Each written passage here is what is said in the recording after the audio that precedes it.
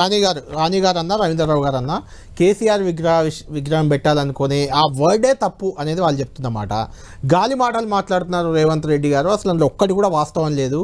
BJP BRS విలీనం, లేకుంటే కేసీఆర్కి గవర్నర్ పదవి, ఒక్క నిమిషం, కేసీఆర్కి గవర్నర్ పదవి, కేటీఆర్కి కేంద్ర మంత్రి పదవి, హరీష్ రావు ఇక్కడ ఎల్పీ లీడర్, ఇలాంటి వ్యాఖ్యల కౌంటర్గా ఏఐసీసీలో కేసీఆర్ను తీసుకుంటారు, కేటీఆర్ను పీసీసీ అధ్యక్షుడు చేస్తారు, అందుకే డిలే చేస్తున్నారు.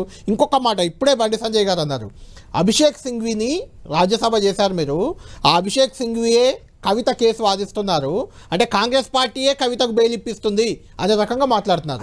ఏంటి ఈ విమర్శలు? అంటే గాలి విమర్శలు. అది వృత్తి అండి. ఒక్కటే చెప్తున్నా, వాళ్ళ హృదయాల మీద చేతేసుకొని చెప్పమని. మొన్న పార్లమెంట్లో జరిగిన ఎన్నికలు వాళ్ళ మిలాఖత్ లేదంటారా? ఎందుకు వాళ్ళు జీరో అయినరు? బీజేపీని హీరో చేసిర్రు. అది నిజం కాదా? రేపు లోకల్ బాడీస్తో తెలుస్తుంది కదా బీజేపీ పాత్ర ఎంతుంటారు, రేపు తెలుస్తుంది కదా. లోకల్ బాడీస్తో తెలుస్తుంది కదా రేపు. అంటే అంతర్గత ఒప్పందం లేకుండా మాత్రం జరుగుతలేదు, జరుగుతుంది. వాళ్ళ అవసరాలకు వాళ్ళు జరుగుతున్నాయి, వీళ్ళ అవసరాలకు వీళ్ళు జరుపుకుంటారు, వాళ్ళ అవసరాలకు వాళ్ళు కలుపుకుంటున్నారు, జరుగుతూ ఉంది.